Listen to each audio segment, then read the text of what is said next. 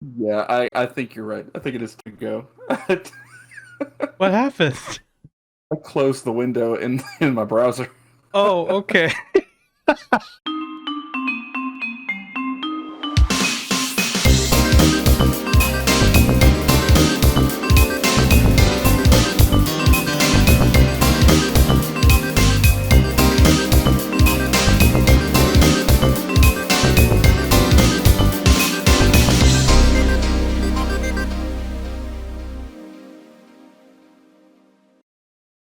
All right, and welcome back to Press Turn, a video game podcast. It's me again, Sam. Hi, how's it going? Sorry, I just woke up, so I'm a little out of it. I'll try to get into it, but uh, hey, you're not Derek. Who are you? Surprise! That A new that, that was your challenger has cue. That approached. was your cue. You're supposed to introduce yourself. Oh, but you said you'd introduce me. I was waiting for that. Oh, did I? Oh yeah, I did. Again, I kind of just woke up.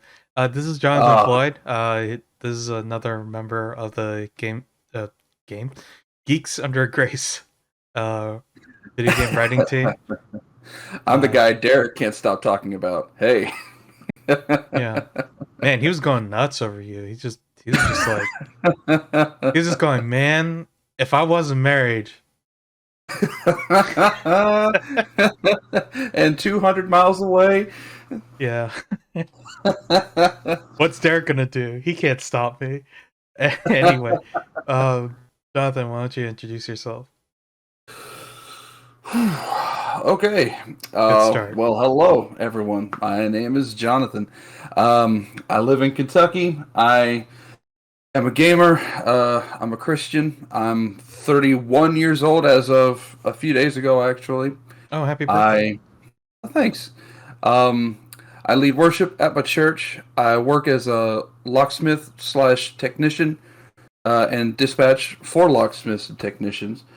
Um, my favorite game of all time is Kingdom Hearts. So, and One? uh, mm, we'll have to get into that later. Okay. Let's, let's work on the introduction. I like collecting swords. I like writing and music. Lots of things. Pretty much whatever's in the current, and I have a few things that have last that are all time, like Lord of the Rings. My favorite color is orange. I have fake teeth. I'm running out of things to say here. I think that was enough. Uh but yeah. Oh, so but you collect swords too. So you and David actually share a hobby then.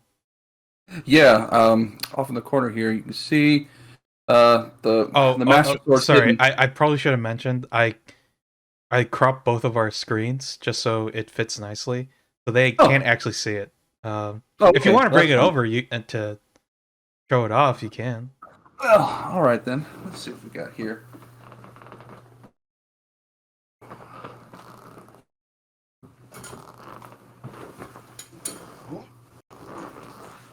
Oh. Oh my goodness. Yes.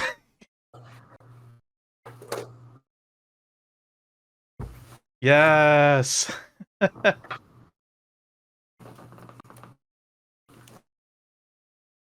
Just gather a couple things. Since well, I think you should show off the obvious one first, but I'm really interested in that second one.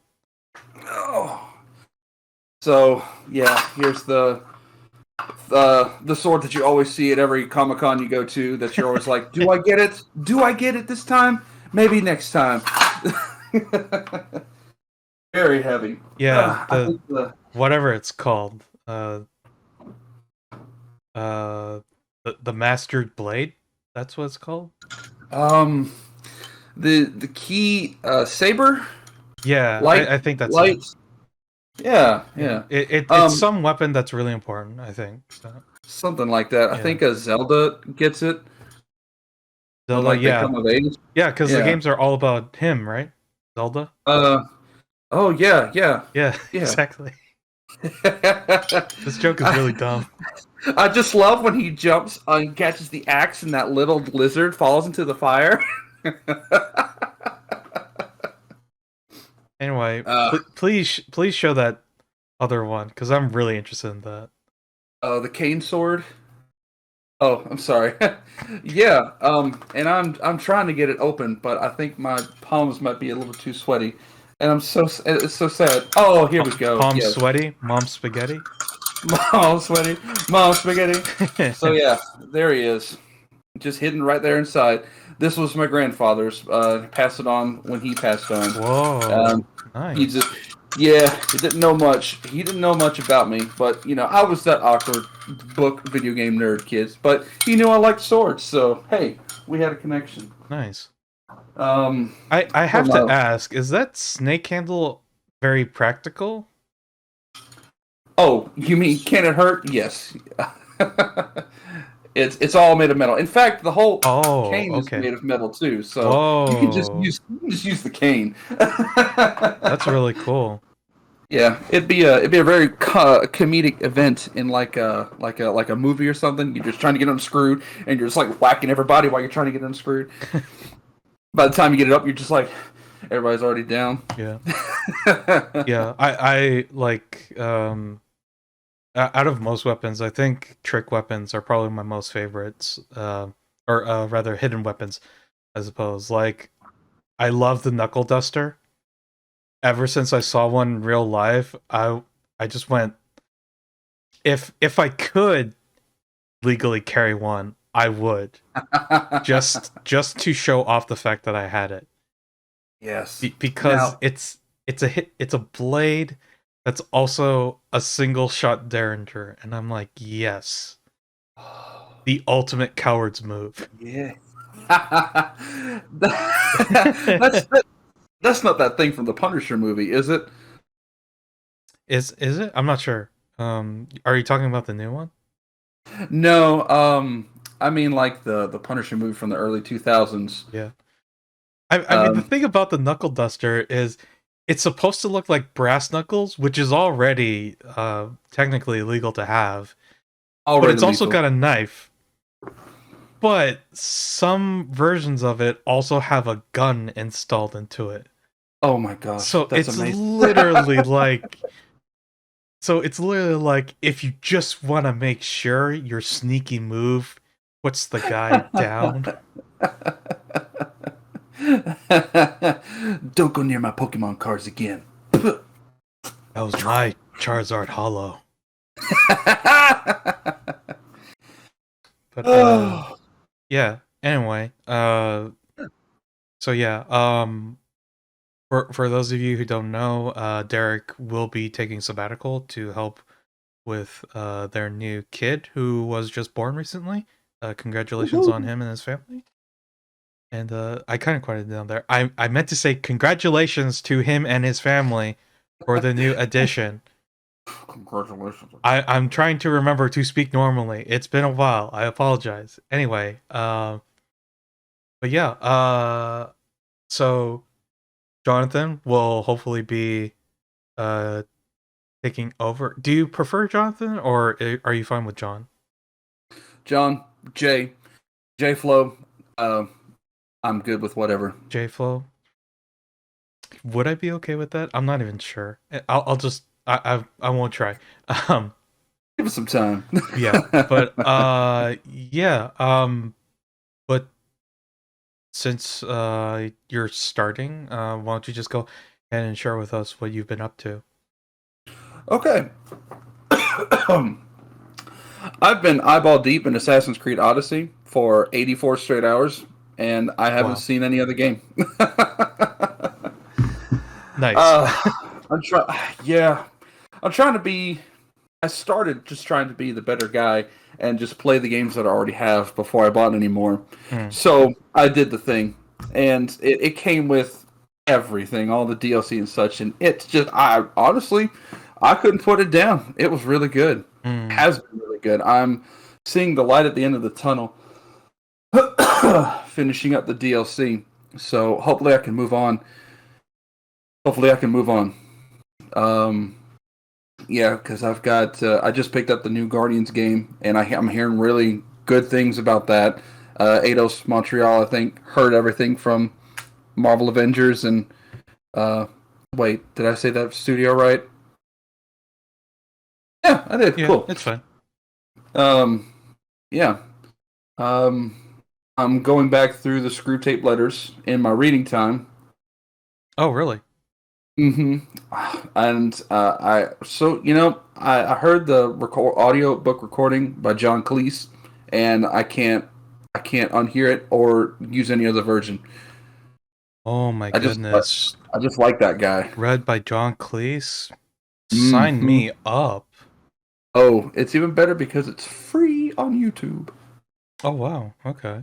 and it's only like 3.5 hours. So, you know, it's just great. And all of course, all the wisdom that comes from C.S. Lewis is just icing on the cake, or the depths of the iceberg, Yeah. depending on how you look at it. I mean, you just said it was read by John Cleese. I'm like, say no more. Just Yes, love that dude. I mean, I just think about that guy's voice, and it's just like, yeah, that man can punch up like anything involving satire just by talking normally. I'm not sure why. I think it's like Yeah, his diction or something like that. Um, I don't know, because like I think it's like, what is it? I just always think of his um when he says, and now for something completely different. Like it's it's somewhat jarring, but at the same time it's very eloquent with how he says it. Um yeah, you hit it on the head. but yeah, that's cool. I'll definitely have to check that out then. Yeah. Oh, and other than working, I'm just trying to get through the holiday season to make sure everybody's got their gifts and we all have a good time. So probably, I think I have some plans next year to try and do more. Uh, get back into hopefully reviewing more for Gug. uh, but yeah, no, I think all the indie developers are taking a break and not really dishing out many codes. So I'm just kind of taking it easy right now. Oh, okay. Yeah. I mean, I kind of have to like hurry with my Shin Megami Tensei 5 review, because I guess like technically I was supposed to have it ready for November, um, Mm. but it's taking me a while, and there's like some extra content that I kind of want to go over, but it kind of depends on like how much time I have left. So I might just base it off of my first playthrough of sorts. But I mean I can get into that. It was there anything else you wanted to share? No way. I'm good. I'm passing it on to you. Okay. Um so again, it um for the rest of the podcast it's still been a while for me. So let me think. Uh I've been watching a bunch of stuff actually. I tried out well, I just picked up Netflix for like kind of the first time. Really? Yeah. I never really wanted to get it because I know how tempting it can be with just binge watching. So but um JoJo Part 6 Stone Ocean was premiering on there for December, so I was like, well, I got to get it now. Uh Oh, okay. but JoJo fan, are you? yep. Uh pretty I'm not sure if I could say I'm a hardcore fan, but I did read through all the manga up to the current arc, which just finished actually. Nice. And But other than that, let me think. Okay, so JoJo Part 6. I watched that. I watched the new Dune movie actually. Um, and I just recently learned that there was actually like an older version back in 1984 directed by David Lynch.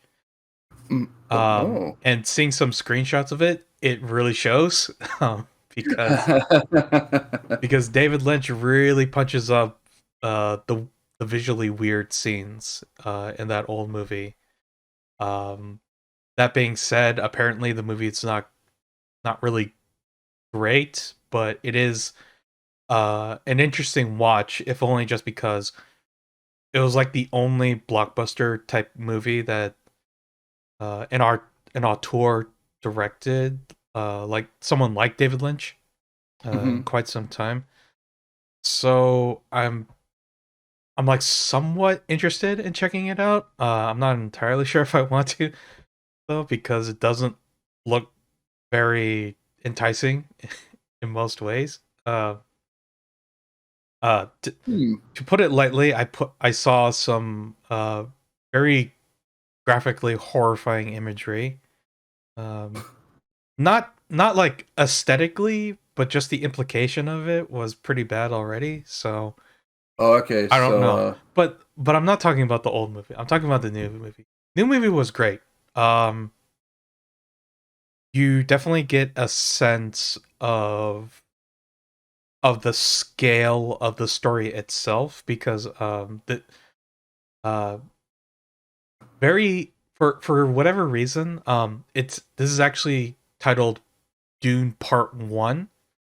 So this is mhm. actually part one of the first book, and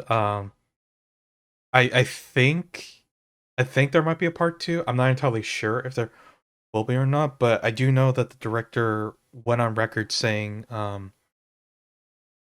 that they wouldn't uh, direct the movie unless they could do the first book in two parts.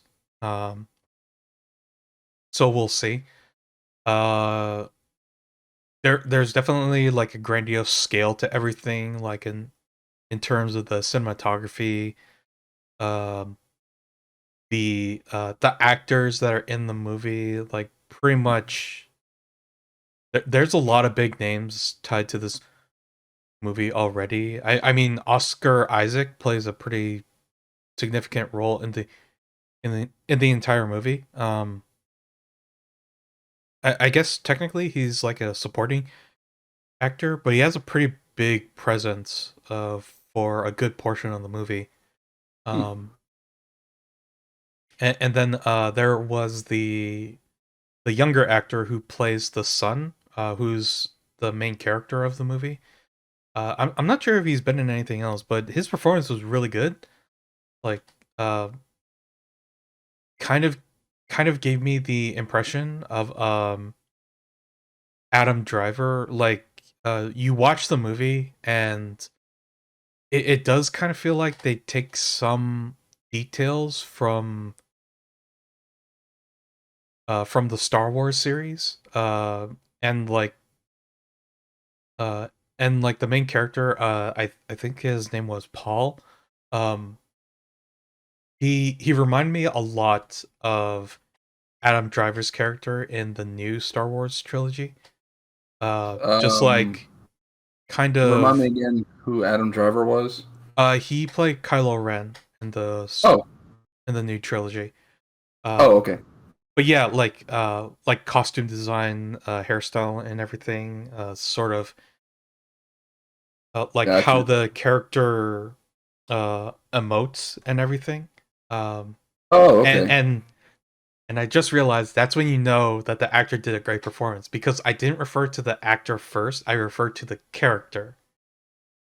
So yeah, um, yeah, and like, um, what was really interesting, it was just like it's kind of the first time in a in like a really long time that I've seen like a sci-fi or fantasy movie with like really really well choreographed and deliberate structure to it. Um, like it's it does feel kind of dry at the very beginning.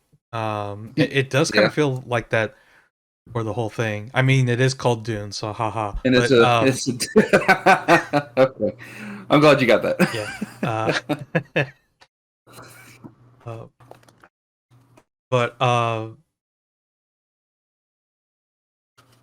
yeah, like I guess like if there was one complaint I really had, well, I mainly have two, and it's just that like the first I would say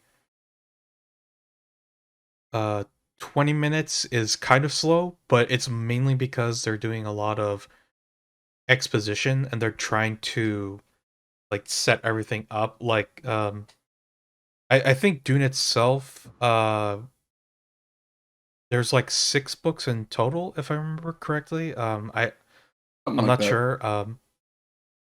But uh yeah, so it takes its time to set everything up at the very beginning, which does make those first 20 minutes kind of slow.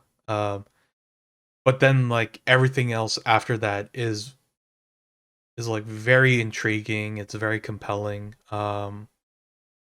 The way it continues to inform you about the world itself is done very well, and it's not done in a very explicit way.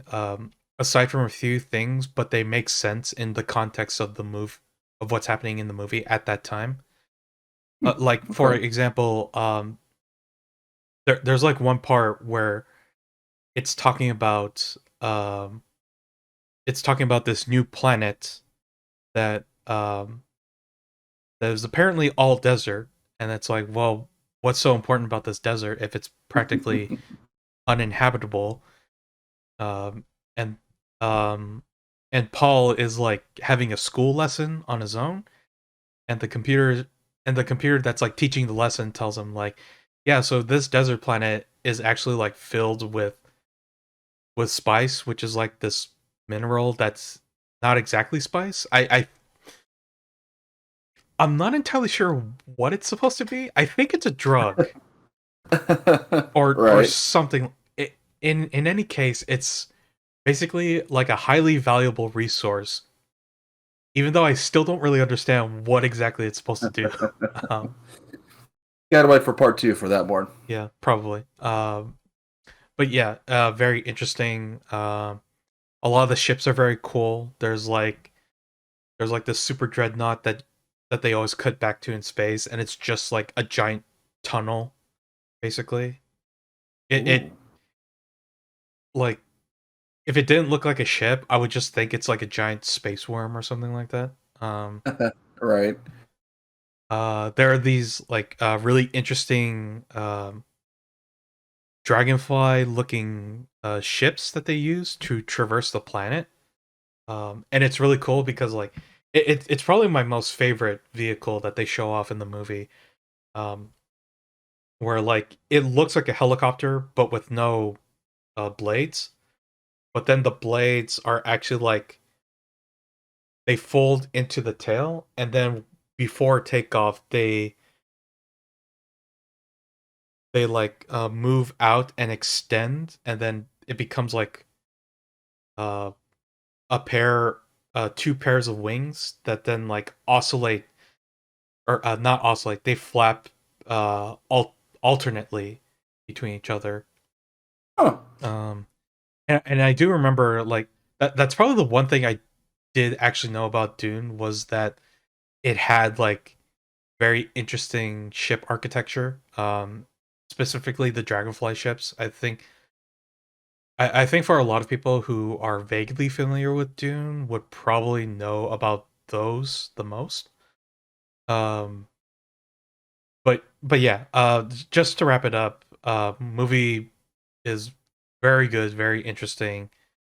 I love like everyone's performances. There's a lot of details that you still don't know, but you still pretty much pick up on everything that's happening very well throughout the whole movie, and it's a long movie too. It's like 2.5 hours.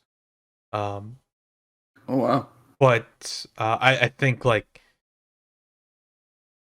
I think like the fact that it takes its time to set everything up first and then lead in Good. lean into the story and um but it's not like rushing anything either. It's just uh like there's a lot like you feel a lot of the tension that a lot of the characters feel in those moments too. So like Good. Good. again, like I would say the one description I could say about this movie that is very accurate is deliberate. Um, like everything feels planned about how it's Mm, shown, how it's done, everything like that. Um, yeah, highly recommend. Honestly, it's okay. probably one of the best movies I've seen uh, in quite a while, or at least like best live action movies I've seen in quite a while. I usually I've mostly been watching anime for quite some time, but yeah, this was a nice breather from like all the Marvel movies and stuff like that. So as much as that statement's gonna anger a lot of people, sorry, it's just that like this movie kind of just blew me away in a lot of ways. Yeah. Oh wow, I've been talking for that long. That's too bad because now I'm gonna be talking about JoJo Part 6. It's cool. Um, JoJo Stone Oh. Ocean is really really cool. It I think uh Is Dio still there? Oh no. maybe Can of worms. I know the whole story from the manga, so I can't really say. I will say he's involved, kind of. You should Oh just go to your wow. Netflix and watch those first 12 episodes to kind of see Eh, what's going from on. a There might be something there for you. Um, I've but yeah, seen the whole uh, first part of JoJo. yeah. Oh, really? Okay. So Yeah, you, the whole Jonathan arc where yeah. he dies with Dio's head. That's as far as I went. I love that part. I plan to go back into it. Oh yeah, definitely. I mean, what did you think of part one? What I think? Oh, dude, different. Like it was such a different cut from other standard anime. I mean, the whole Victoria England setting was different, but it felt like an anime Shakespeare play the entire time. Yeah. And so I was like, okay, yeah, I love the way that these guys are talking to each other, and the story was so cut and dry that was so easy to follow and understand. And right up to the very end, I mean, I guess the best way I can explain how much I loved the character interactions was his wife crying and saying, "Oh, you're gonna leave me in this stereotypical ending where I'm with the child and you're dead. Jonathan, how could you do this to me?" He's like, "Because I love you." Or something like that. Yeah. That's not verbatim. Well, But yeah. if you do continue, I'll definitely say it's probably not going to be what you're expecting from that, at least. I will say, in every JoJo part, things always get kicked up a notch, and it's never quite what you're expecting from the previous part. Is what I'll say. So, Ooh. um, but yeah, JoJo Part 6. What can I talk about without spoiling too much? I do you know most of the details about the series in particular? Um, I Ha- don't think have so. have you I heard know people there's a talk about stands? Is what I'm asking. yeah, but I don't. I can't. I haven't put my mind around it. Okay, okay. Is it those? Is it those Esper like things that follow the characters? Yeah. You're still a bit of ways away from that, but it's not that far off, honestly. So Like, because part two is this is essentially like season two of the series that you've watched up to so far. So I wouldn't worry about that too much. But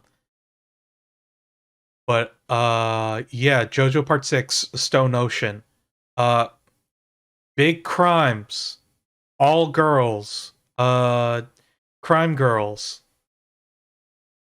That's how far away we're from that original story.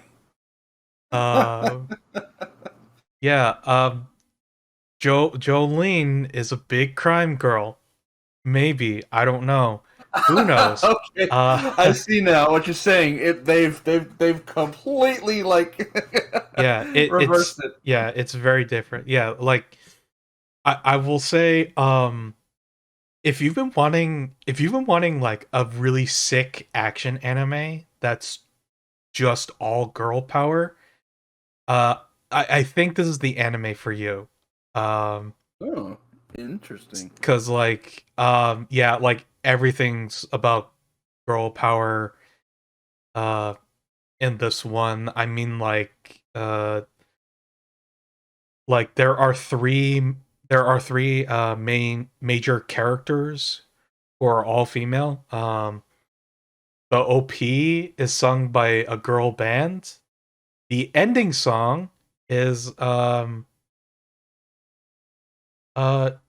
do you know who Duffy is? That name sounds familiar. Okay. I don't know too much about her, but Duffy is a very famous female singer from the West, of course, and of course JoJo can get those rights now to use these ridiculously popular songs because it's published by Warner Brothers Japan. That's all I'll say. I guess one more thing I'll say is what's like a really good stinger I can just leave off of. Uh uh you might want to brush up on your story of Moses a bit. Just a bit. Oh, Not too much. Not too much. oh, It doesn't necessarily follow that whole story, but I will say there is something that happens that will make you go, "Hang on a second. What's going on here?" Um oh. so yeah. Uh Well, I'm interested. that's all I will say. But we all this means is that we've taken one stair step closer to what I would consider possibly possibly Hirohiko Araki's greatest work of the JoJo series, Part 7, Steel Ball Run. But we'll get there when we get there. Let's just focus on Stone Ocean right now. But yeah, Stone Ocean is a lot of fun. If you can't, I mean, you probably can't tell from my voice, but I'm really restraining myself from just wanting to gush about everything that's happening in Stone Ocean right now. I'm rewatching it, in fact. So, and I'll probably That's when will you know have it's to good. rewatch it for quite some time because unfortunately it got leaked. Those first 12 episodes got leaked.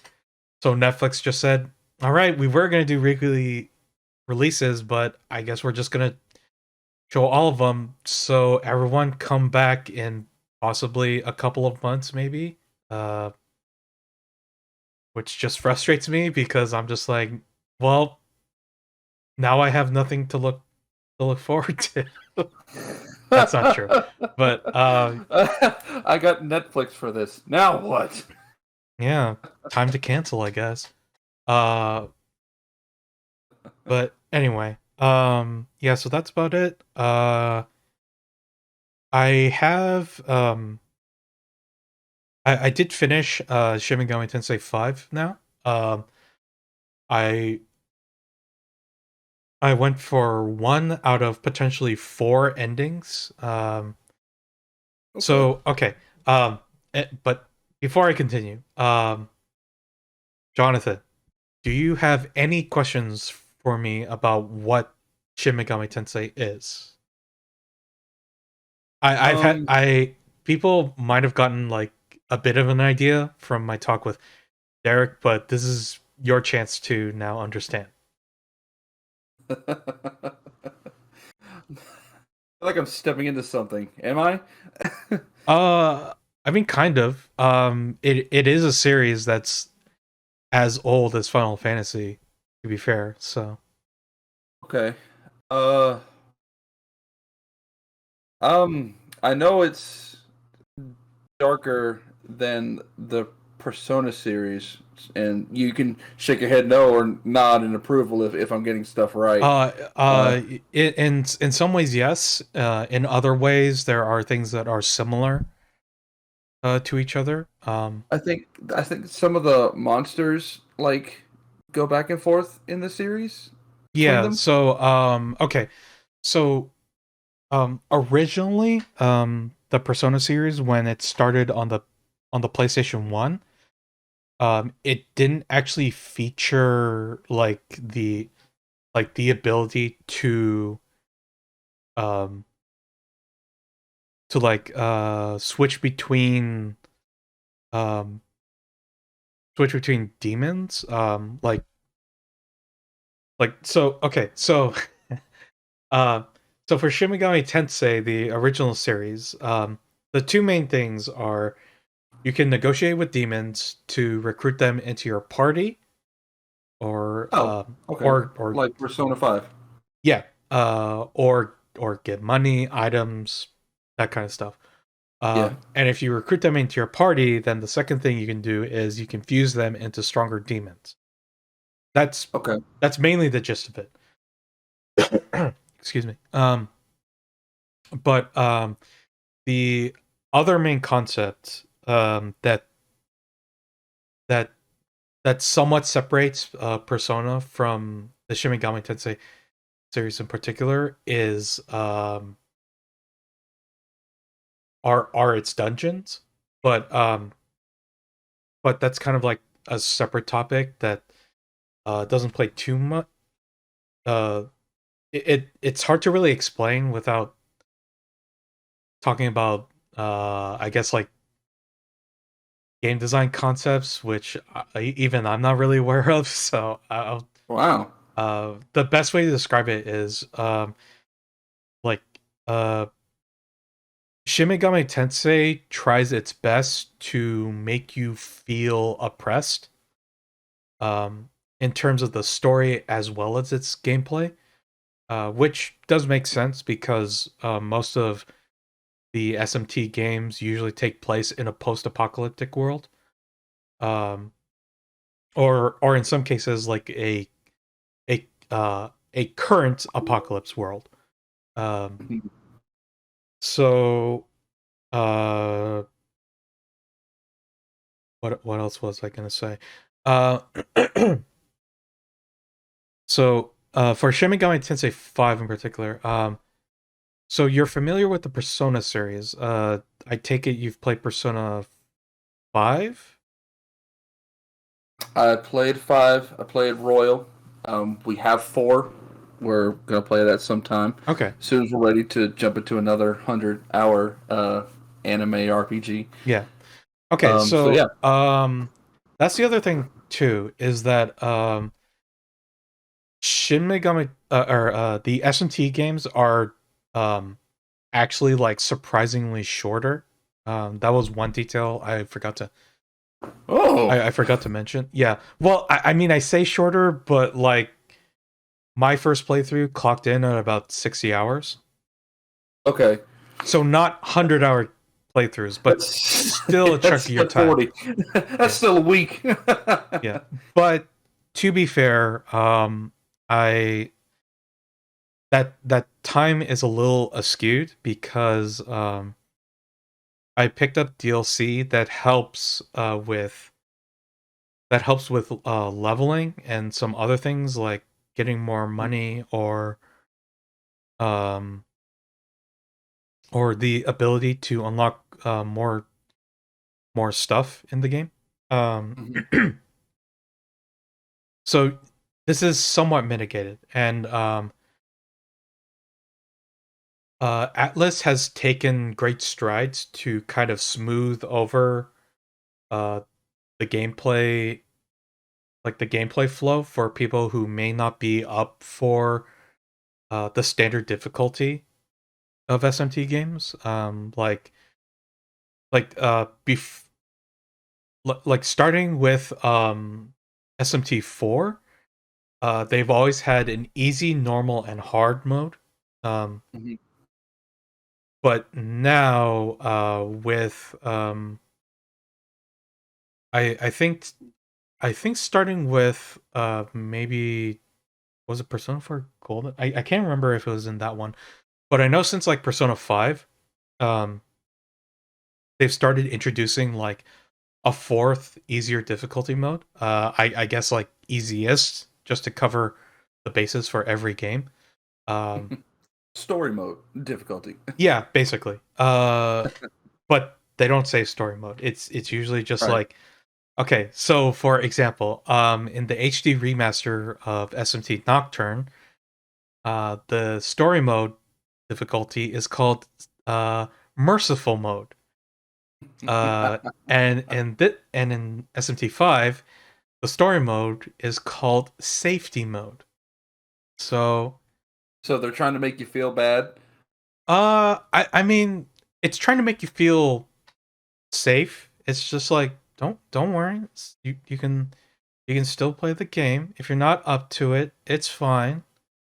And I mean, like, Hmm. I think over time, it's just proven that like offering more difficulty modes just makes it easier to enjoy games. So I guess it's like, yeah, I mean, if you offer it, then maybe more people will play it then, which is fine. I think I so. would rather more people to get into the thing that I like as well. So I'm not going to complain Yeah. too much about it.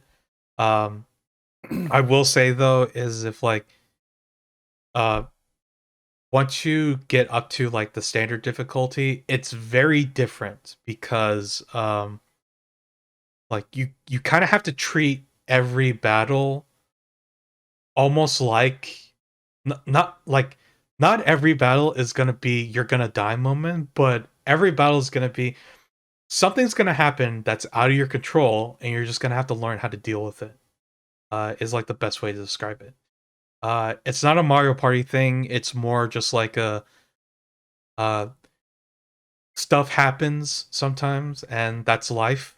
Uh evolve or Can die, you I guess. So can you give an explicit example or something like? okay. So I'll give you a very easy example that I usually refer to when I talk about SMT games.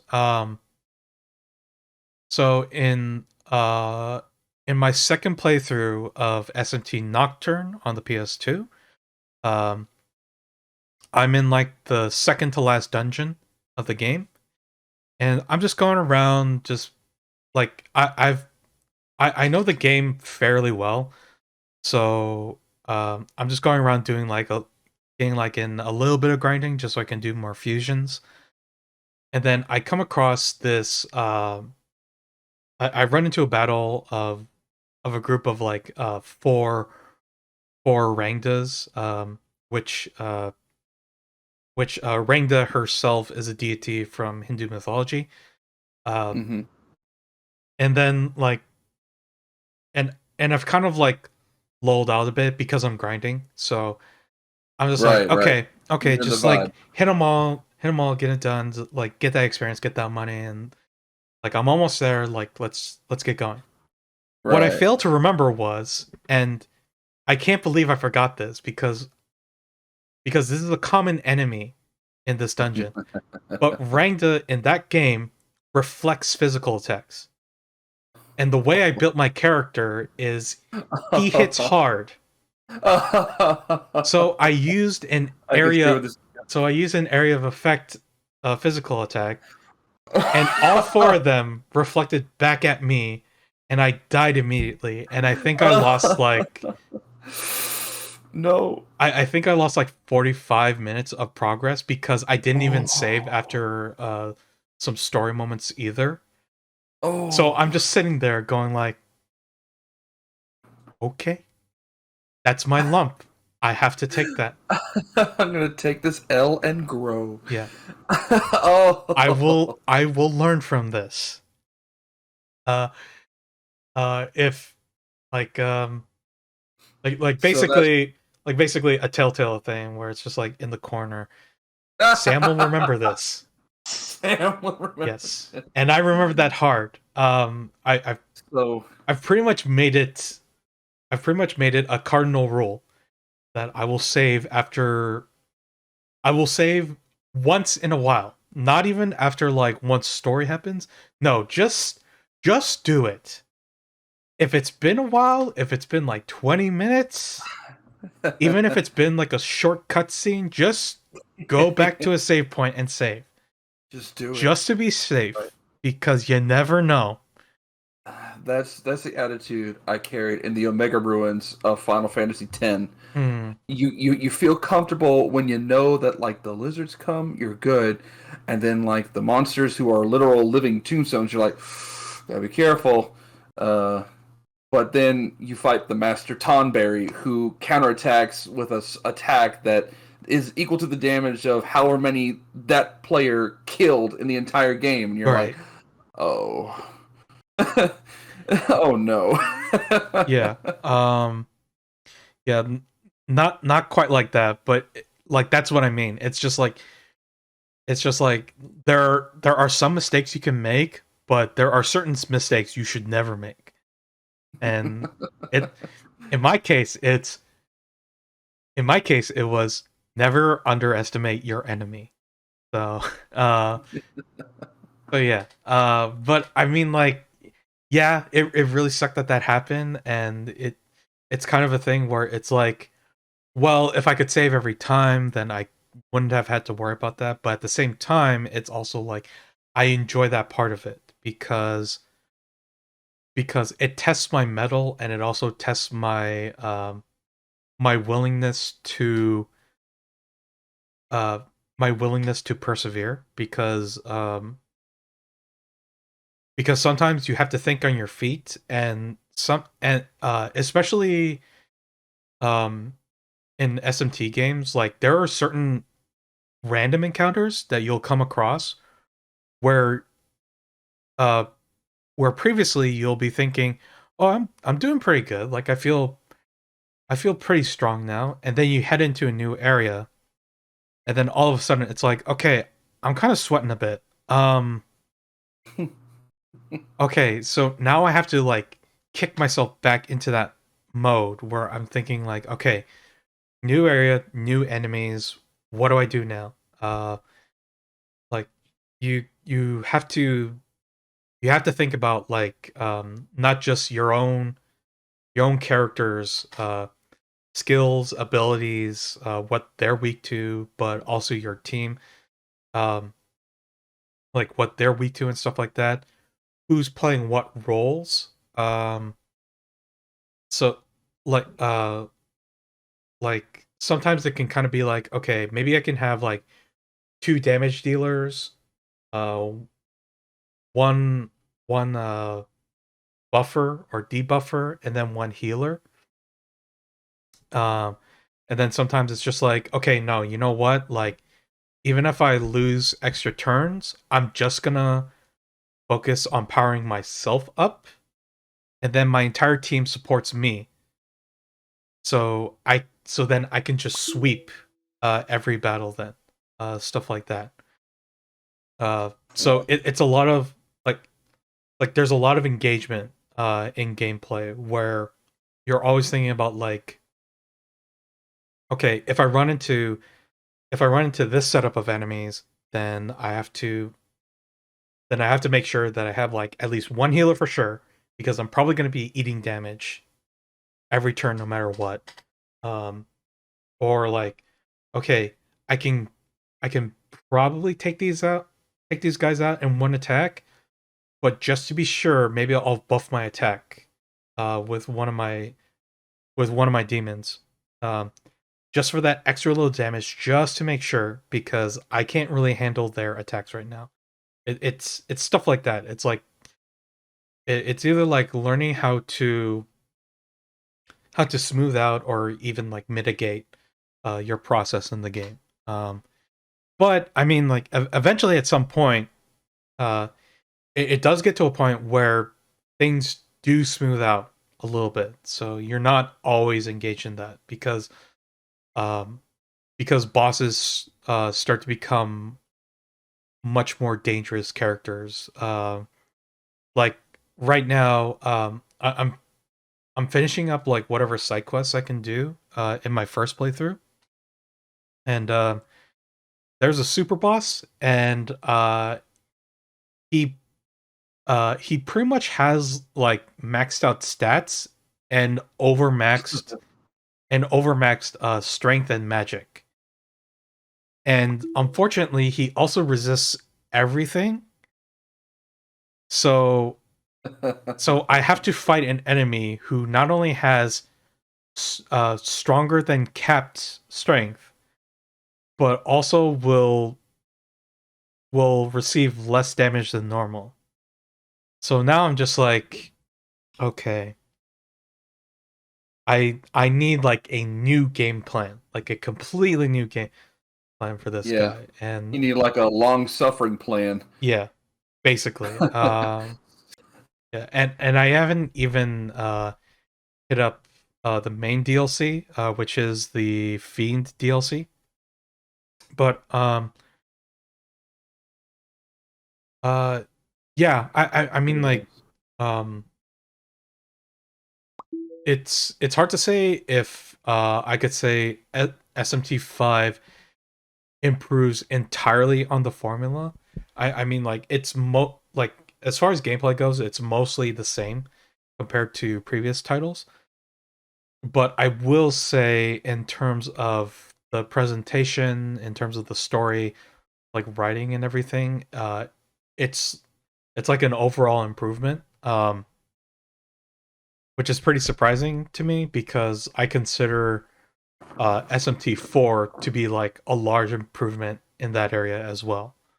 So, and SMT5 is more or less like the second attempt at a true 3D style game. Hmm.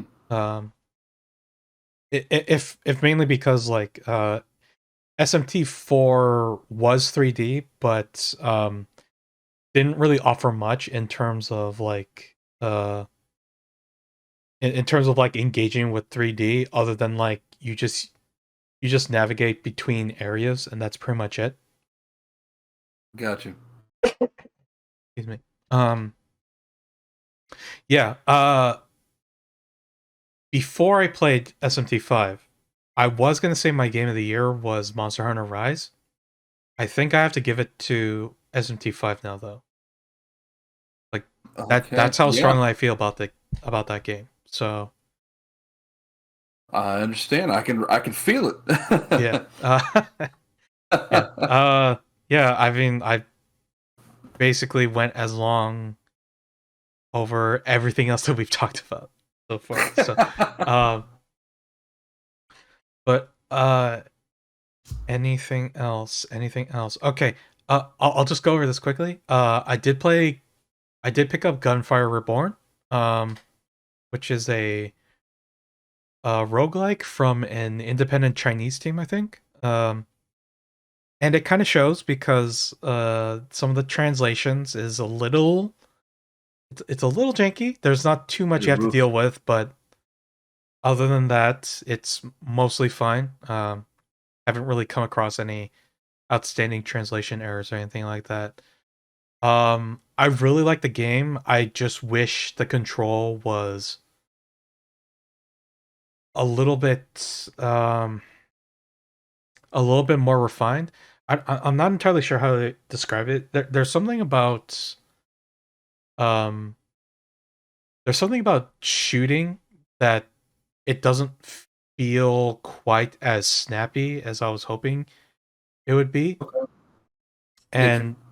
And also I I'm not a big fan of the movement as well.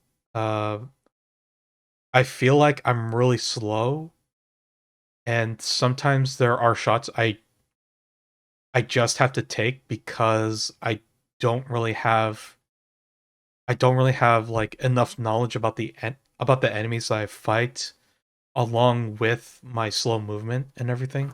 Hmm.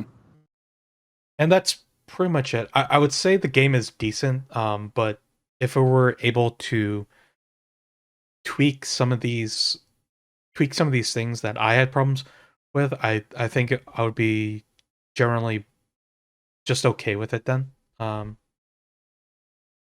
that's pretty much it. Yeah, I think that's it then. No discussion topic today, but I guess we will just go briefly, or not briefly. I guess we will just talk about end of the year, how things have been going for video games. Yes. Industry standards notwithstanding, of course, unfortunately. Uh,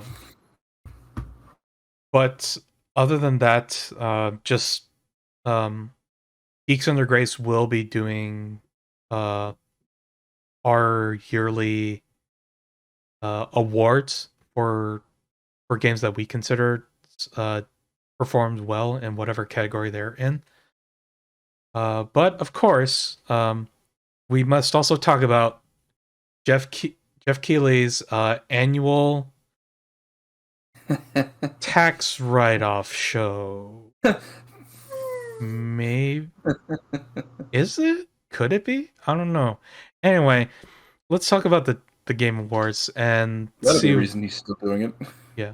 Um, I mean, hey, I guess if anything else, it's a perfect excuse to sneak in some extra announcements without industries having to do their own thing. So there is that.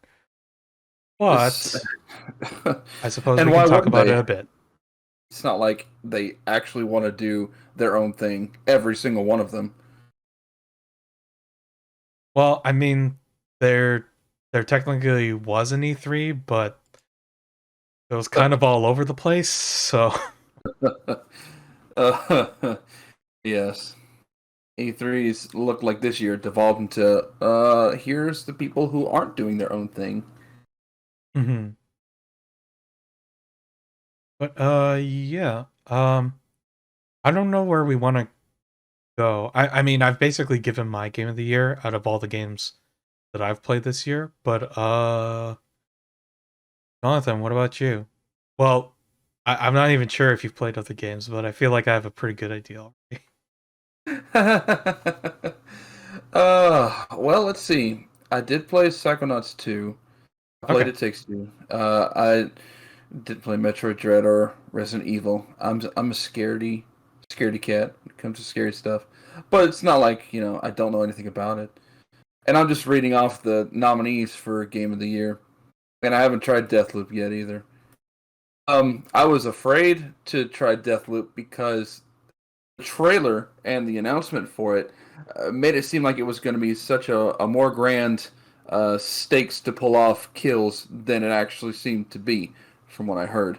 Uh, and I was thinking, coming from a background of playing Hitman games, like, oh gosh, like there's even less direction and even more opportunities to do things. I don't know. That seems a bit too free for me. And the game comes out and everyone is, no, every kill or every objective is pretty streamlined. So I put it back up on my radar. Yeah. It's yeah, like it was a little confusing about what exactly it was supposed to be because it's not quite a roguelike. Yeah. Even though it kind of sounds like it is. But it does I think I think as best as they could, they tried to uh, hammer in that you're gonna be dying a lot, and it's more about like just learning from each new from every like run, so to speak, and trying to progress further, or Yeah, trying to yeah. learn, or not even that, just like trying to learn more about um like the rest of the map, or like what else is going on in the story itself. I've been trying my best to like stay away from any coverage because I want to play it myself eventually Hmm. too. But it does sound really fun. And like I will say, like in regards to their other games, Arcane Studios uh always always tries their best to do something very unique in every game, even though you could probably say that each game plays similar to Hmm. to each other. Um and um what am I trying to say? Did I just lose my thought? Oh no. Anyway, Is the it point maybe? being, I uh I think like I think it's always just like a nice change of pace to play an arcane game that tries to at least do something different compared to most other first person shooters. I mean, like, you know, I think it's only been in recent releases that Call of Duty has started to like finally branch out and try to include like more movement options and stuff like that too. And trying to incorporate um more things into their core gameplay to kind of like make it feel more robust, like the Battlefield series or Titanfall, something like that. To add, but not take away Yeah, from the good stuff. yeah. So I think I think overall it's good because you don't, you know, like I mean, as good and as Doom and Quake were, I don't really want to see any particular genre of game just be like a bunch of clones of that one game over and over again, to the Yeah, point well where said. it's Right. sorry. Oh, well said. Yeah, Yeah, yeah, you're right. I agree. yeah. And I mean, like, you know, like, yeah, I mean, like that's kind of happening with Dark Souls clones, but I feel like I feel like people or rather most games that have tried to copy that format um understood well enough like how to apply that in different directions. um so I think it's like, you know, uh I don't, you know what, I don't even know where I was going with that. Play different games. Let's have some fun. uh There you go. yeah, Yeah. It's encouraging that they're trying to do something different to help their audience do something different. Because you and I both have friends, or at least know people, who only buy the same game every year, even though it's looks different on the outside. yeah, for sure. Not that that's a bad thing. That's what they prefer. Yeah, But but yeah, no. Yeah. yeah. So I'm looking at game of the year, the game of the year nominees for the Game Awards as well. Yeah, Resident Evil Village. I don't know. It's like I guess like with time I've kind of understood. Hang on. Ah, Stand by, folks. excuse me. Um what was I saying? I think over time, I'm starting to understand more about like how uh especially if you're going to be talking about game of the year, it's important to consider what the overall experience of the game was that really drives it for like the best overall experience, I suppose. Um Mm. s- it for Resident Evil Village in particular, I feel like I can just from what I've heard, I haven't played it myself. To be perfectly honest, I wasn't very interested in playing Village myself. But from what it sounds like, it seems like um there are like a lot of people enjoyed the game, which is great, of course. Like, you know, people enjoying the game means that this series gets to continue. Right. But I guess like it's hard it's hard to really say if I can see how Village in particular stacks up on its own because from what little footage I've seen of the game, it it does kind of feel like it's trying to do Resident Evil 4 again, just with the Resident Evil 7 gameplay and Fair. format. Uh, Okay. Yeah. like almost like Capcom is trying to recreate the lightning in the bottle. Um,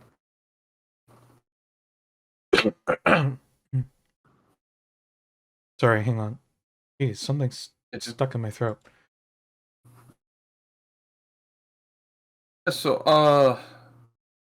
Like, are you actually in a whole village? The only game capture I see that they're always in the lady's mansion, and she's following them. So your goal is to just steer clear of her. But is there a whole town or Yeah, what? from what I understand, like the first part, there's a whole chunk of the game that starts in the village first, and you're basically just like traversing through it and trying to make your way to the mansion. And then the mansion is, I think, the rest of the game. There might be like another part that I'm just not aware of. Hmm. But yeah, it does kind of feel like that same transition in Resident Evil 4 where you start in that village and then you make it to the castle, um all the way up to like uh up up to like escaping the castle and then escaping by boat, and then Yeah. that's pretty much it. uh I do know that village ends in a way that very obviously sets it up for the next game, um which I guess would be Resident Evil 9, I suppose. Um. Yeah. It ends with Chris, right? Or was that Uh six? oh no, that was Resident Evil 7, where it ends off with. Um but for Village, I mean, do you care about spoilers at all? Or No, I don't think I'm gonna play the game okay. honestly. So I do know that it ends off with Ethan's daughter um like having grown up, and there's some story detail that she's involved with throughout the game as well. Um but I guess ultimately the next game uh would be following her, um like her story, because Ethan's Interesting. story is now over, basically. Oh, okay. Uh, Okay. but yeah, I don't know. But again, like from from what I've seen, I wasn't like I wasn't exactly compelled to want to get it, honestly. Like, I played through 7 myself, and well, I think there are some interesting parts. It's very Resident Evil 7 is very um explicit now with how the current the current formula, I think, of what Capcom will be moving forward with the Resident Evil franchise, which is just like what I mean, like, ultimately it is basically like every Resident Evil game, but at the same time they're pushing um more towards the action piece, where it's just like there are certain set pieces that the game will make you gravitate towards. There's kind of a less there's kind of less focus um on puzzles, and it's more of just like just well wait I mean, I guess it is mostly the same, but it does feel quite different um compared to how like Resident Evil 1, 2, and 3 play. Uh, although I've only played Resident Evil 2 remake myself. Mm-hmm. Um, I've watched the. I think that was the one I think I watched that remake. Watched someone play it all the way through. mhm. Not to keep asking if it's the same guy, but that's the one with Chris, right? Two's with Leon and Claire. Okay, no. Then I watched the first one. Then maybe. I think so. Yeah. Um, Yeah, but yeah, I mean, I see that they've done a good job with keeping what Steam tags it as the item management game. That still yeah, seems to be its big strong suit. yeah, it definitely does. I mean, again, I don't really know myself. I've caught quite a bit of footage, but not really enough to really get like a good idea of how the game plays. But Mm. I mean, if it mostly plays like Resident Evil 7, then like personally, I just I'm gonna find it hard to want to continue playing Resident Evil if the games are gonna be like that. Mm-hmm. But again, that's just my taste. It's very obvious that the formula works currently, which is good. So, uh, That's true. I guess it's just like it's very it does seem very interesting where like uh Resident Evil has kind of now managed to hit its stride with how the games perform critically. Mm-hmm. Um, because I mean, like, four was like overwhelmingly popular, and then like 5 was still popular, but it had some issues. Then 6, everyone kind of just dropped off on that. But Yeah. then 7 was like this very clear shift in tone and some design concepts that obviously worked very well for it. So Oh I yeah. guess ultimately it's just like it's very interesting how like I suppose very sudden that change was, even though I think there was a good amount of time between six's release and seven's release. 6 and 7. Yeah, yeah. You're right. I think you're right. Yeah. I think a lot of this, the scare and the horror from the originals, came from the gameplay of sudden, you know, dealing with one hallway, going into the other, not knowing what's there. Uh, and 7 and 8 seem to have more theatrical scares, along with, I guess, more subtle scares of going to the hallway with a baby chasing after you.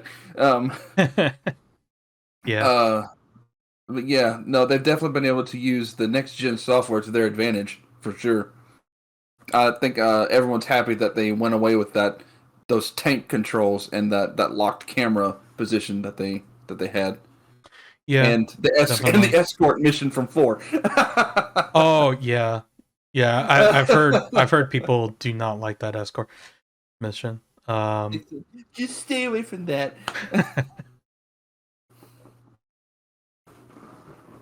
But yeah, let's see. Actually, I'm curious what there is for most anticipated game Oh that they yeah, have I've right got that now. one up. Let's see, so we've got Elden Ring, God of War Ragnarok, Horizon Forbidden West, the sequel to Zelda Breath of the Wild, and Starfield, a Right. Bethesda game. Yeah. Um yeah. I've seen some of that footage of the Elden Ring closed beta test. Um yeah, it looks just as weird as Dark Souls was. So get ready for that, I guess. It seems like they've really vamped up a lot of the combat in Elden Ring too, which is very interesting. Unfortunately, that's a console exclusive, so if I do want to play this game, I'll have to somehow get my hands on a PS5. Uh, Mhm. who knows? Maybe I will just have to steal someone's. I'm not gonna do that. That's a joke. Uh, For now. yeah. For we'll see.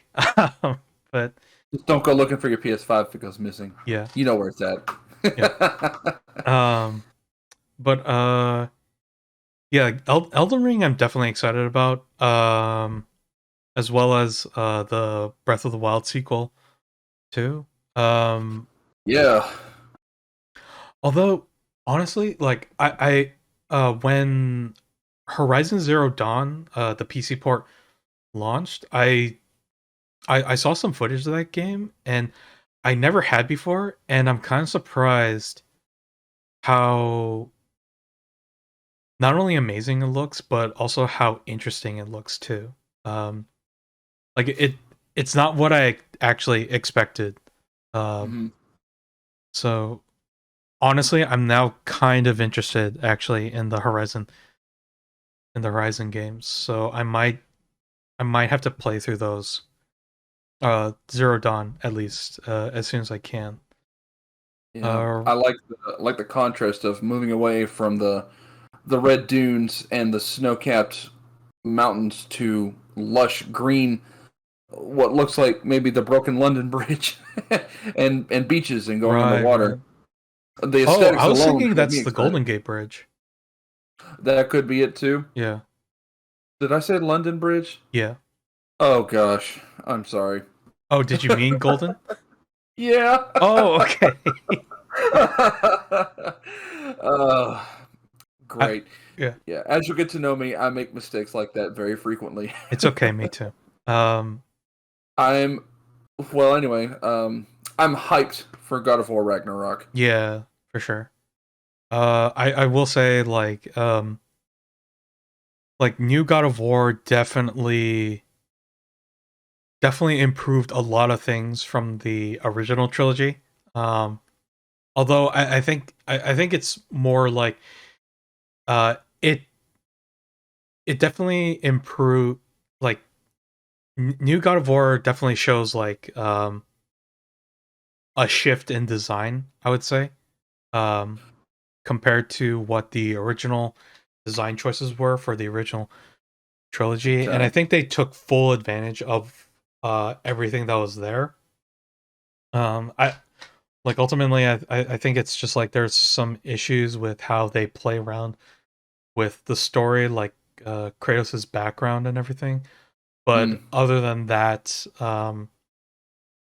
it does feel like God of War real has really set itself up well to be like a continuing franchise of the adventures of Angry Man and Boy, in other mythologies. I Yes. know it was teased very lightly about possibly taking uh, Kratos and Atreus. Yeah. Well, yeah. Yeah. Kratos and Atreus through uh, um, potentially through like what was it, Egypt I and th- Japan.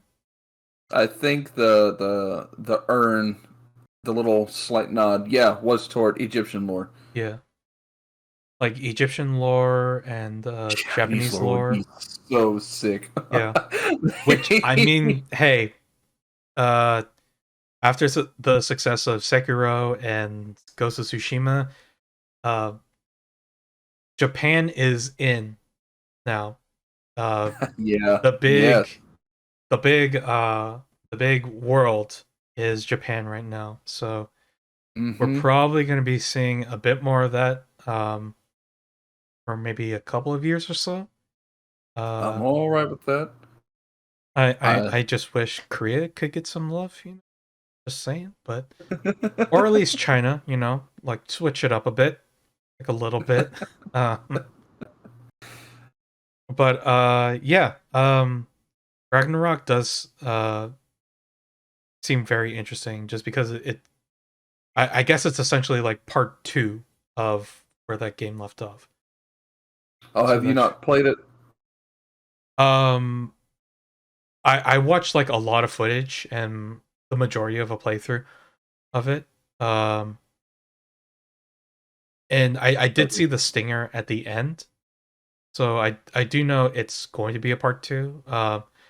It's just hard to say if it's gonna be like, is it gonna start immediately from where it left off, or Right, yeah, right. Yeah, it's hard to say from the gameplay trailer they showed, but it certainly shows a lot of promise. yeah, and I guess, and not to knock Starfield in any way, but I still am curious about Starfield as well, if only because like this will be the first game I think that Bethesda will be working on under its new publisher with Xbox.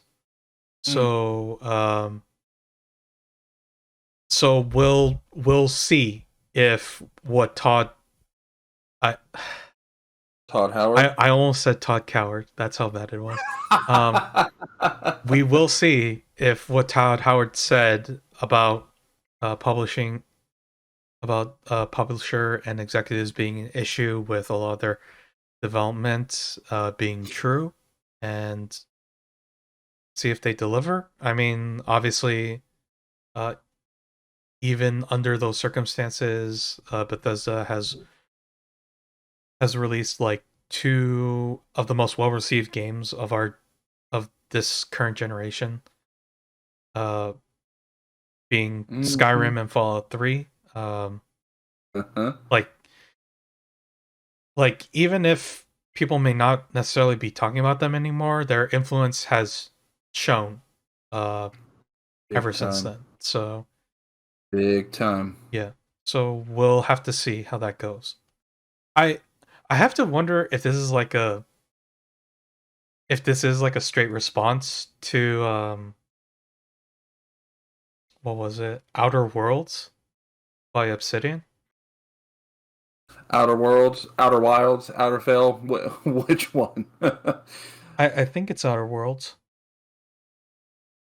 So many outer games. I think they all came out at the same time too. Yeah. Just confused my little head. So maybe this will be No Man's Sky with a story. Outer Worlds. Yeah, maybe. I don't know. Like that's the biggest problem is like no one really knows what it's supposed to be other than that it takes place in space right now. Mm. So, Hmm. uh hard to really say. Um and Oh, that is interesting. Oh, I'm sorry. If you can let me go off for a second. yeah, go ahead. The I know Fallout 3, and I've played plenty of Skyrim and Oblivion, some Morrowind, and yeah, the maps have always been huge. This one is in space, and most space travel is through a starship. So getting around has me interested. Um, like, are we going to have a bunch of? Are we just going to be on a planet, or are we going to have multiple planets that we can maybe jetpack through? And all these things I'm thinking about kind of get me a little hyped up for it. Yeah, that's the thing. Is like how like it's interesting to think about like how big the scale is going to be for a game like that. Like I feel like what you just said right now definitely makes more sense, where it's like it's going to be a handful of planets that you will be able to fully explore for the most part. I mean, like in terms of scale of Bethesda's other games, I that's entirely possible. Um, Oh like man. because like Fallout 3 and Skyrim had like a lot of easy ways to mask loading times, Hmm. more or Yeah. less. Um, Yeah. it was kind of hard to do that if you were exploring the overworld for the majority of the time, though. But uh, those games still did a fairly good job of masking those loading times whenever you It traverse did. to a new area. So it will be interesting to see how they handle that. Like, will it just be like a hyperspace jump, or will it just allow you to get into a ship and just fly to a new planet instead, kind of like in No Man's Sky, or even what's that game? Starlink, the game that was on the Switch by Ubisoft.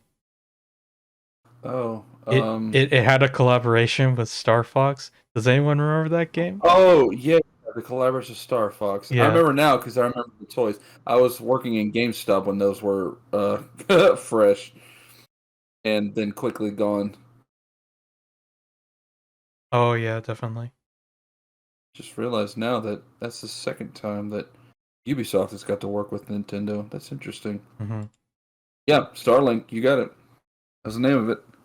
Battle for Atlas. Yeah. Hmm. Yeah. And now I'm thinking about like the meat and potatoes, so to speak, to the endless hours of Skyrim, where the dungeons in every corner. So, yeah, Starfield has me more intrigued. And honestly, this is like the first time I even saw the name for the game. So, this is an instant intrigue for me already. Hmm. But yeah, I mean, all these are good. Hard to say which is the most anticipated. Yeah. Personally, And for now me, we've been talking for quite a while about games that are coming out instead of the TGAs. Like, unfortunately, that's the thing. Is just that, like, I mean, I'm not even sure what Geoff Keighley was hoping to accomplish with this show, but it's just that, like, it's hard to have interest in the Game Awards at all. Honestly, like, I mean, yeah, I know there's an audience for it, but like, if you just think about it for more than like if you think about it for more than like a few seconds, it's just like, what, like, why even bother having this, because uh huh, because well, like, I would say, like, especially aside from maybe uh game of the year, which is a more interesting discussion because you can kind of have that comparing, just like taking two game, like, just from this list alone, you can just take two games out of the six and have a pretty lengthy discussion just about that. Like, like, you could do it with Metro Dread versus Village, or Psychonauts versus Ratchet and Clank in terms of like long-standing franchises, uh, and like which one has managed to improve overall. You could do I get it you. Yeah. between It Takes Two and Deathloop in terms of like new IPs, or you could do it Right. with like It Takes Two and Psychonauts just for like being very interesting choices out of the bunch. Um, See, yeah, there's a lot of criteria that you could base this off that are not all completely objective. yeah, uh, but in terms for like the rest of these, like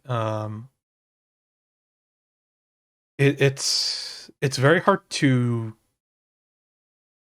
justify some of these categories because some of them are very, for lack of a better term, weird to have. Hey, yeah, say it. It's Like okay. because like What you got? okay, so What you like got? for example, I'm looking at best ongoing category. Yeah, best gas game. Yeah, and it's just like okay, Where's the well, like whatever? what do you even what's the criteria for that even? You know what I mean? Like do you go by sales? Do you go by content? Do you go by player interaction or whatever? The improvement of reviews from like season to season or expansion by expansions and stuff like that. Like uh like how does that work? Because it even says awarded to a game for outstanding development of ongoing content that evolves the player experience over time. The problem Balls, with huh? that is like all these games do that just by their own standard, and it's like they're all going for different things. Like Apex Legends, Warzone, and Fortnite are all shooter games, but they go for something completely different. You know, Mm, yeah, good point. like Apex Legends is kind of the new hero format where where like it's taking off from where Fortnite started the trend, but it's picking up where Overwatch left off with like trying to expand what the shooter genre can be um into like what's essentially a hero shooter now, but it's a battle royale. Mm, Fortnite though tries to be a cash cow, but also right. tries to remain accessible to so that like anyone can play the game. You know what I mean? While like Warzone, for example, is for the most part Yeah. like the most purest experience in terms of a shooter. Right. So Right. even between those three, which are all the same genre, they're doing something completely different. So like how do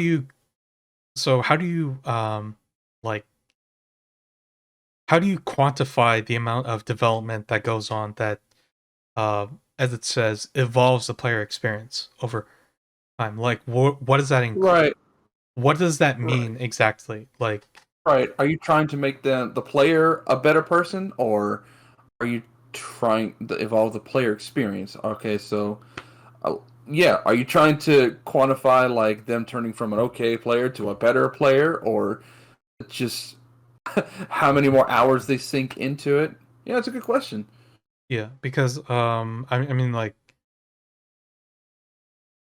because I feel like if we're talking especially from this list, if we're talking about like best ongoing for as long as these games have been around, I like personally I feel like it easily goes to Final Fantasy 14 online. Just because like we don't even have to talk about Endwalker in particular. Just Hmm. the fact that like 14 had such an abysmal launch that new management had to come in and completely redo the game all over from the ground up. um, while trying their best not to destroy any work that was done, is nothing short of a miracle. You know what I mean? Like, Also, this year is special for them because what was the other game that a whole bunch of Twitchers and players just dropped from and immediately ran to 14? World of Warcraft, yeah. Oh yeah, there Yeah, it a is. lot of WoW players dropped that game hard after everything that's been going on with Activision, on top of continuing issues of of apparently like game balance and the reception of new content. So And sad. just switched over to 14 online. And Yeah. now it's like the biggest problem that 14 online has is that we can't even guess how much server space we need to hold these many players. Right. We have too many people who want to play. Yeah, That's our problem. yeah. Like the, like in terms of like bad things they're having, that's their problem that they're having is Right. we're enjoying too much success right now. We would call that a good problem. Yeah. Uh, And that's so shocking because this was the year WoW came out with Classic, if I'm not mistaken. Like they was tried to it bring this that back year? this year. I thought it was a couple years ago, if I remember correctly. Oof, could be wrong. I'll look it up while we're talking. But yeah, like and I mean Oh if you yeah, want to I'm delve off. even further, like um Genshin Impact, while it did enjoy like huge popularity when that game first dropped, it's also come with like a lot of issues about it, and it's kind Mm-hmm. of like it's it's this more interesting discussion about the game itself where it's like what are the lines that you can cross in terms of a gas game? You know what I mean? And like these are interesting things to talk about, but these discussions would be happening regardless. Um and it's hard to really quantify it's hard to quantify that as like which one did it best because especially for games like these, like I think that's really hard to do, um and especially when it's just especially in regards to previous TGA shows, it always kind of seems to gravitate towards what's been the most popular and Mm-hmm. not necessarily like a critical not by a critical eye, even though there's like a board of 50 members that go over these. Um and it's kind of just like it really just depends on uh what that board's been playing, you know. So Yeah. like if the majority of that board's been playing Fortnite, then they're probably going to be voting for Fortnite. Then you know, Yeah. And you said that a board of 50 people. I don't know if you caught this. I think I got lucky enough to find uh, a TikTok of all things of a of one of the judges, and she explained that they don't talk to each other. It's all through like an email, and I don't know if it was this award show or another one, mhm. but I found that very interesting. That there's not enough communication going on, and you're right. All of them probably didn't even play maybe even one or two of the five eligible games. Yeah, and and I mean like even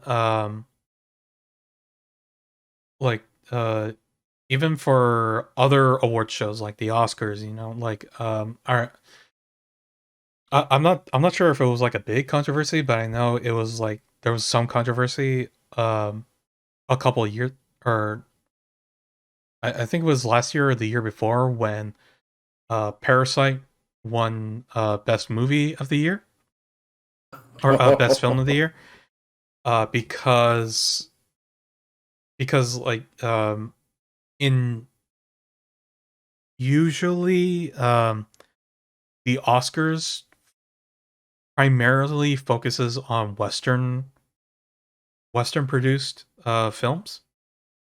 Loved Parasite. But I mean, like once in a while, you'll see some foreign films here and there. It really just depends. But like technically, technically, the Golden Globes is supposed to be like the international show for Mhm. films. And it, but at the same time, it's also just like, well, I mean, like, the voting board that handles that, like, most of them are industry people that are talking to each other and just going like, "Hey, have you seen Parasite? You should go watch that." And it's like, "Oh yeah, I guess I will." And then they watch it and go, "That was pretty good," and then they vote for that. You know, like, and so like, I guess what I'm ultimately saying is that award shows are kind of pointless, uh, just by uh just by execution, not even by concept, because it's just a popularity contest, which isn't necessarily wrong, but it kind of defeats the purpose of calling it an awards show then. Um, Yeah, which just kind of brings into question the entire concept of award shows to begin with. yeah, like I still remember the year of the Game Awards when I saw Jump Force for a nominee of Best Fighting Game, and I just kind of had to like And put my that's when head he in my knew. hands and just be like, these people can't be serious, right? And it was at that time that Sam knew they don't know what they're doing. Yeah. That's Oh ridiculous. well, I mean, I kind of already figured that from the start. I was just like, but Yeah. yeah, like again, like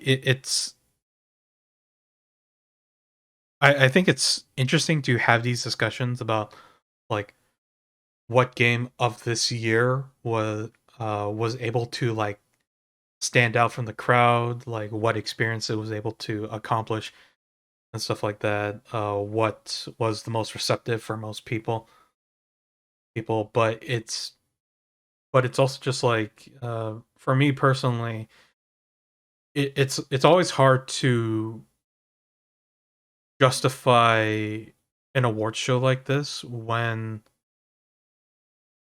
it's more like it's more compelling to just discuss how these are done rather than just to equate it to just like a ballot and then just vote. Because I mean, like, you know, when we have to vote for a president, right? Each candidate has to do this whole thing where they appeal to every state, Ah, every state that they can. Um, to be fair, um, that'll let him in.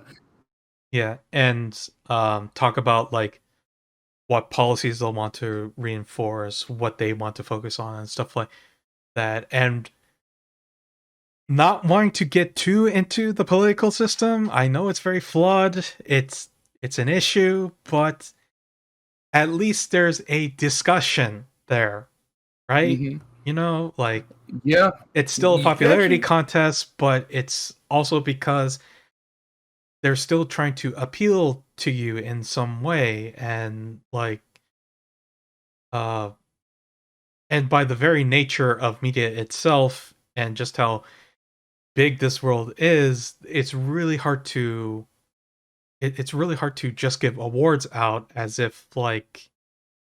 uh as if it's like this is the one game that matters to everyone, and it's just like, well, I don't know, there could be like, what if a bunch of people played Cruelty Squad this year and then was just like, man, this was the best game I played all year, mm. and Cruelty Squad doesn't look like a good game, but apparently it is, and I'm just like, i I guess there's something there because the reviews definitely say so too. So uh anyway, Yeah. I don't know. I guess keep watching the TGAs if you want to laugh.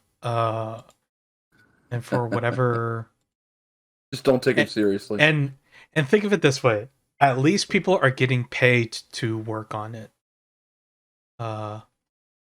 hopefully decently. Looks like God knows we don't SMT5 need is any in. more controversies this year, but still got You a got that month. right. So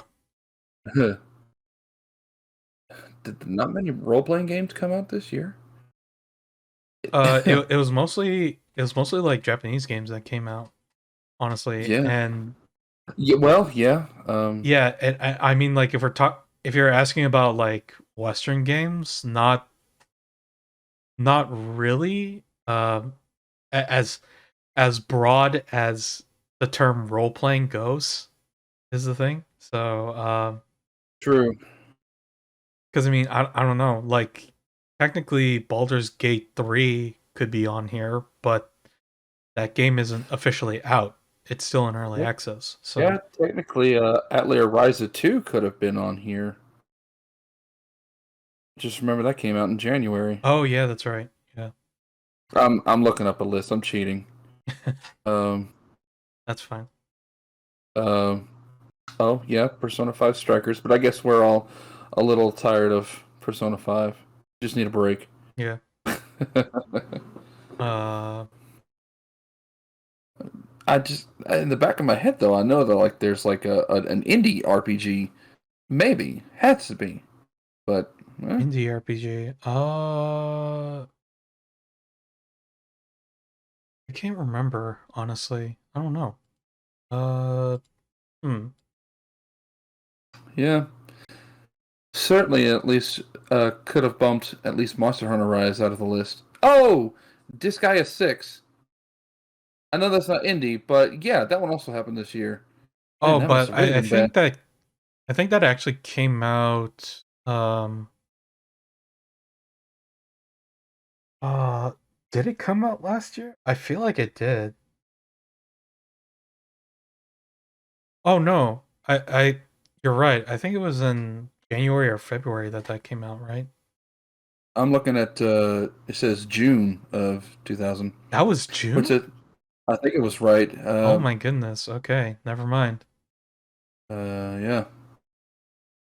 Oh yeah, there was also Yeast 9, Monstrum Nox. Oh yeah, That came out in February. I did. Yeah. Uh Oh, what else no. came out? Death's Door.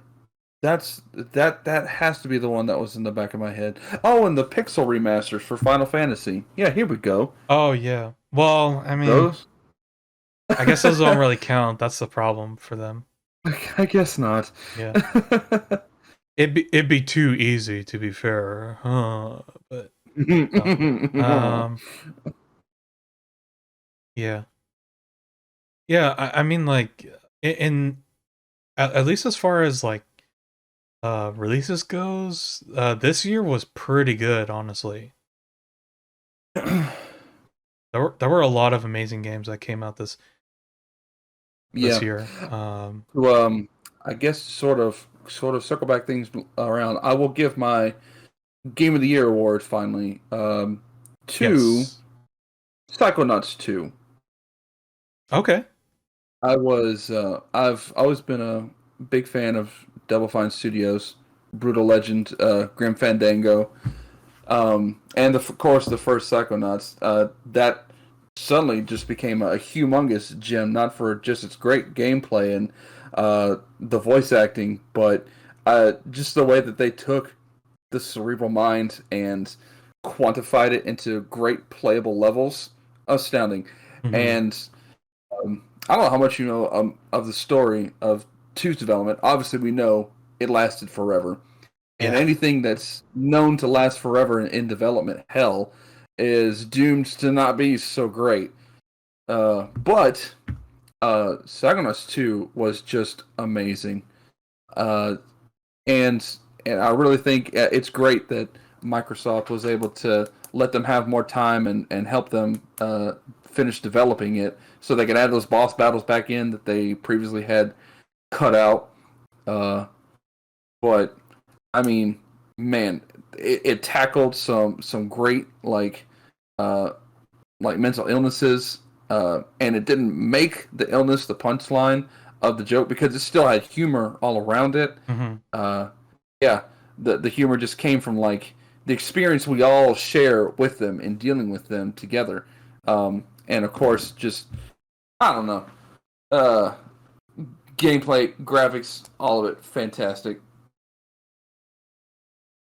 Added to the lore.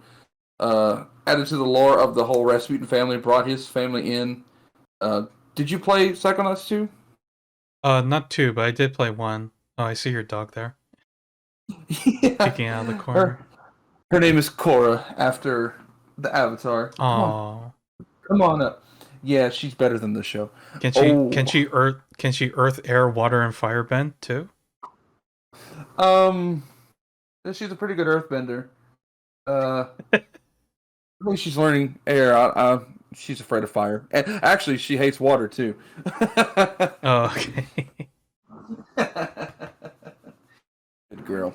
Anyway, but yeah, that's my Game of the Year pick, and sadly, I know it won't hold up to Metroid Dread because every 9-year-old picking their nose is just going to pick Metroid Dread because it's Nintendo. Really, honestly, I feel like I kind of feel like at least like from the impression I got from Metroid Dread is that it's hard to tell if it's actually a game that it's would even play necessarily. I mean, I'm not even really sure because like I think Derek tried to get his daughter to play it, but didn't have much success with it. So I'm not in. So it's hard to really say necessarily off of just that one story I know. That's true. I don't really have any kids that I could talk to without just coming off weird and just being like, so did you play Metroid Dread and what did you think of it? Like, just could you give me your full-fledged criticisms about the game? Right. How do you think Nintendo's future as a whole in their fourth quarter of 2021? Or even better, do you think they'll make their target goals for the next fiscal year? But yeah. Even better, just walk up to the Switch and be like, what do you think of this game? Wow, I just saw this. This game came out back in September. I am surprised this was not nominated for Best Role Playing. Diablo 2 Remastered. Of course! Oh. Yeah, I mean, yeah, it's a remaster, but that hasn't stopped other games making it on there before. Exactly. Final Fantasy VII, all last year. Yeah, and then like absolutely. Yeah, like Neo: The World Ends with You wasn't nominated. Oh, even though like people were looking forward to that game, myself included. Yeah, apparently there was like that's the thing. Like I thought there was a lot of hype for that game, and now it's just like, oh, I guess there wasn't as much hype as I thought. That could have been a vocal minority I was listening to. So far, I haven't even met anybody who's beaten the game yet. Really? Oh, wow. And I have a small social circle of people who like to play Japanese RPGs, and so it's mainly Gug. Or what am I? Well, who am I kidding? It's mainly Gug, and I don't know anybody who's beaten it yet. Oh. And I mean, me and Derek ourselves actually like. It's a slow first week, and I think we stopped in the middle of the second week of the game, and we just haven't picked it up. Nothing, not exactly that it's wrong. Still kind of slow, but yeah, it's just I don't know. The main character definitely has not done it for me as much as Neku did it for me in the first game. He's just kind of like I don't know, staring at his cell phone all the time and sort of keeping himself out of the dealings of the story, but not in the way that Neku was. Neku was at least somewhat relatable or something. This kid doesn't seem relatable I don't know. And the whole first 7 days, you wondered if they actually knew if they were dead or if they just really played it off, didn't understand or anything or quite at all. Because I think some people even said it, but they were like, "Oh, haha, whatever," and then they finally got it, and you're like, "That's what people have been saying since day three, guys." Um, um, So yeah, I mean, and gameplay wise, it couldn't be better. Like, and it's got a bunch of like punk rock and metal in the soundtrack, so that's got it great going for it. I mean, 3D environments, uh, new pins. Oh my gosh, I didn't think they could keep coming up with more ideas for pins, but holy Toledo, they've got like combinations you can combine with everybody, and the character references from even before. It's great so far. Not something's just not quite there. Mm, It doesn't seem, but it still I think should have been on here. Maybe I don't know. I gotta finish yeah. it. I mean, Derek was saying that he's going to be putting Bravely Default 2 as his game of the year. Did that come out this year? Yeah, I forgot that that came out early this year. Like Wow, it was wow, back in like early, yeah, yeah, March. I think so. Yeah, it was March. Wow, I forgot about that. Yeah, this thing is like there's a lot of games that came out like there was like there were a chunk of games that came out at the beginning of the year that a lot of people were looking forward to, and then there were some sprinklings of other games in between. Um Mhm. wow, I completely forgot about Outriders. Goodness. Outriders. That came out on April 1st. What a that's like morbidly appropriate for that game. Wow, It Takes Two really did come out this year. It just feels like it's been out longer. Yeah.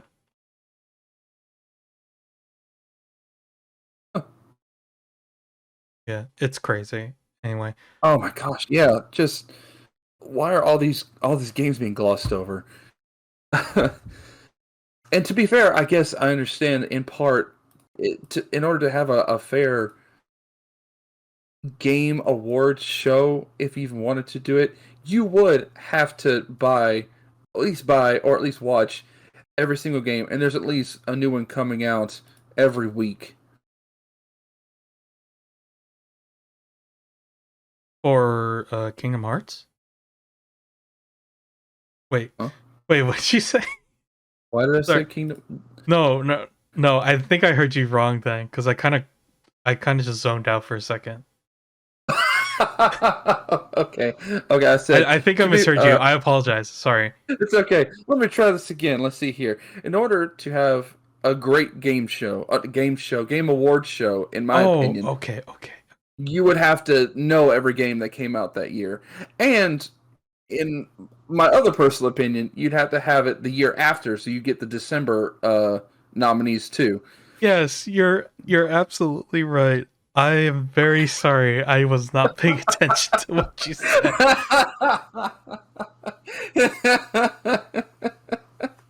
Oh man, Kingdom Hearts. I should have made some coffee. What is with me today? Anyway, I think we should wrap up now, but Yeah. Okay. oh Give boy. it to me. Oh goodness. Well, yeah, I forgot. Darkest Dungeon 2 is in early access now too. Why isn't that here? It should be here in some way. Anyway, whatever. Oh, yeah, and my final one. Oh yeah, yeah, yeah. Pokemon Brilliant Diamond, also an RPG. Oh yeah. So Yeah, yeah, for sure, for sure, for sure. I'm I'm not gonna. I know a lot of people enjoy that that generation in particular. Uh, I didn't honestly. Hopefully the remasters made it better. I guess. same. Um, but yeah. I mean Yeah, I think that's gonna be it. I gotta get some coffee and food in me, I think. So Sounds that's good. gonna be it for us from Press Turn. Jonathan, thanks for joining me, and hopefully we'll be able to get to do this again. And Absolutely. Thanks for having me. yeah, um, and we'll catch you guys soon. Oh wait, Jonathan, is there anything you'd like to promote or like for your own content or I don't know? Oh, yeah. So I mean, I guess you can read my reviews. I did the review on Psychonauts 2, and gave it a 10 out of 10 on the GUG website. Um, if you I'm trying to find my old blog website, but no, forget it. I haven't written on there in a couple months, and most of the time it's just spiritual journey type. This is what I found in the Bible. This is what I feel like Okay. I should say Okay, sorry because of about the that. spiritual But conviction. But that's gonna be it for it us used to be then. Chronic Shenanigan blog. Oh, we'll Now it's see you called guys next time. Take care. Bye. Bye.